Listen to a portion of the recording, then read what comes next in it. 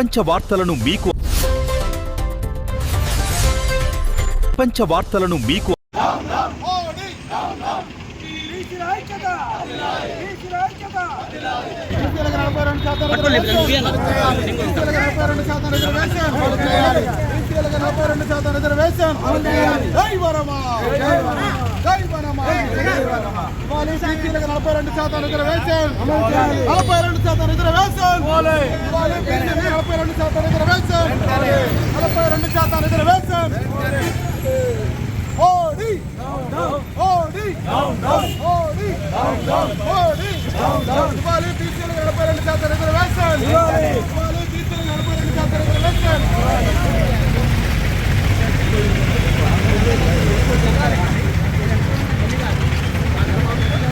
అనకే నేను చెప్తా అంటున్నా కదా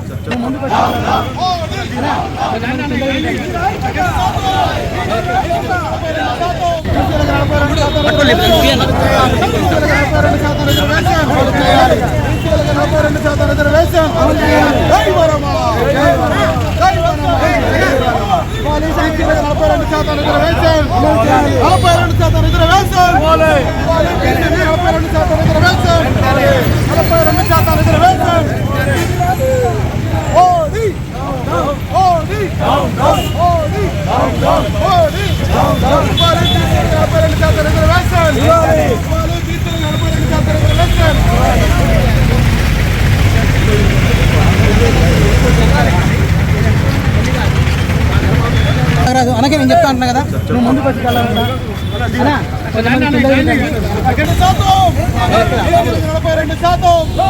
తమ్ముడు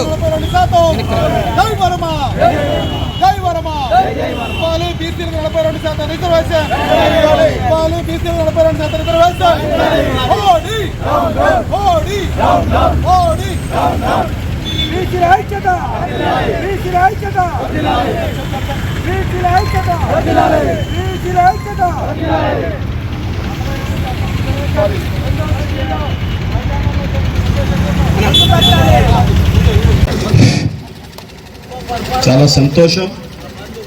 ఒక పక్కన సంతోషం, ఇంకో పక్కన బాధ. ఓ పక్కన ఏంటంటే 42% రిజర్వేషన్స్ బీసీలకి నెరవేరాలనేది ఒకటి. ఇందాక చాలా మంది చెప్పారు, అందరూ శాఖాహారులే, రొయ్యలగుట్ట మాయమైంది. అందరూ శాఖాహారులే, రొయ్యలగుట్ట మాయమైంది. ప్రపంచంలోనే ఇది విచిత్రమైనటువంటి బంద్. ఇది నేను అన్ని పార్టీలు బంద్ చేస్తున్నాయి. అసలు ఈ బంద్ ఎవరి మీద, ఎవరికి వ్యతిరేకం, ఎవరికి అనుకూలం? ఎప్పుడైనా బంద్ జరిగినప్పుడు ఏంటంటే ఒక పార్టీకో, ఒక వ్యక్తికో, ఒకరికొకరికో వ్యతిరేకంగానో అనుకూలంగానో జరుగుతూ ఉంటాయి. కానీ ఇది విచిత్రమైనటువంటి బంద్. సార్ అది పోతే పోయింది, కానీ మనం 42% ఏదైతే రిజర్వేషన్స్ ఉన్నాయో పార్లమెంటులో చట్టబద్ధత చేసి రాజ్యాంగంలోని 9వ షెడ్యూల్లో పెట్టి దీన్ని ఆమోదిస్తేనే ఇది చట్టబద్ధత 42% రిజర్వేషన్ రావడానికి అవకాశం ఉంది. కానీ ఏం చేస్తున్నారు? కడుపులో ఒకటి, పైకి ఒకటి. రాజకీయ దురుద్దేశ స్వార్థం కోసం చేసేటువంటి కార్యక్రమాలు ఈరోజు ఈ రాష్ట్రంలో జరుగుతున్నాయి. ఎందుకంటే ఒకళ్ళు హామీ ఇవ్వటం, అవి చట్టబద్ధత కాకపోవటం తక్కిన రాష్ట్రాల్లో తెలియదా గతంలో ఎన్నిసార్లు కొట్టేసరికి? అది ఒకసారి గమనించాలి. ఎవరికి చిత్త అనేది గ్రహించుకోవాలి. అంతేగాని రాజకీయం కోసం, ఓట్ల కోసం బీసీలను వాడుకుంటే సమాజం ఒప్పుకోదు, క్షమించరు దేవుడు. అందుకని ఒకటే తెలియపరుస్తూ ఉన్నా, సరే ఏది ఏమైనా సరే బీసీలకు రిజర్వేషన్ చేయాలని చెప్పేసి, బీసీలకు రిజర్వేషన్ కావాలని చెప్పేసి ఈరోజు రాష్ట్రంలో ఉన్నటువంటి అన్ని పార్టీలు ఇవాళ ఎక్కడ చూసినా కూడా అన్ని కలర్ల జెండాలు, బీసీ జెండాలు అన్ని కలర్లతో కలకలాడిపోతూ ఉన్నాయి. నేను విజయవాడని చూస్తుంటే, పెనుగోలు నుంచి చూస్తూ ఉంటే అసలు అన్ని పార్టీల జెండాలు కాకుండా బాధపడుతున్నారు. అందుకని దయచేసి చిత్తశుద్ధితో చేసేటువంటి కార్యక్రమాలని చెయ్యాలి అని చెప్పేసి నేను అందరినీ కూడా కోరుతా ఉన్నా.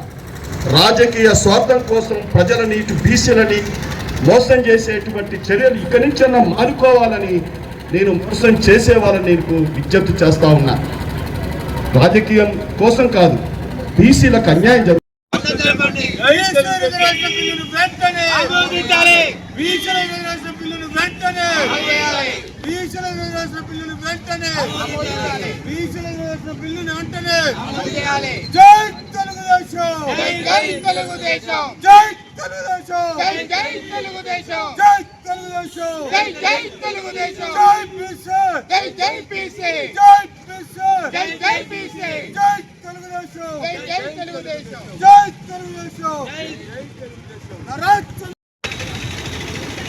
ఆవిర్భావం నాటి నుండి బీసీల అభివృద్ధి కోసం, సంక్షేమం కోసం, అదేవిధంగా ఎస్సీ ఎస్టీల అభివృద్ధి కోసం పాటుపడినటువంటి పార్టీ, ఏకైక పార్టీ అన్న నందమూరి తారక రామారావు గారి నాయకత్వంలో బీసీలకు సముచిత స్థానం ఇచ్చి దాదాపు మరి ఆ రోజునే 294 మంది ఎమ్మెల్యేలలో 100-120 మంది ఎమ్మెల్యేలు ఒక బీసీ వర్గానికి నాయకత్వం వహించే విధంగా, బీసీ వర్గానికే నాయకత్వం కాకుండా సమస్త రాష్ట్రానికి బీసీల చేత పరిపాలన సాగించినటువంటి ఘనత తెలుగుదేశం పార్టీది, ఎన్టీ రామారావు గారిది.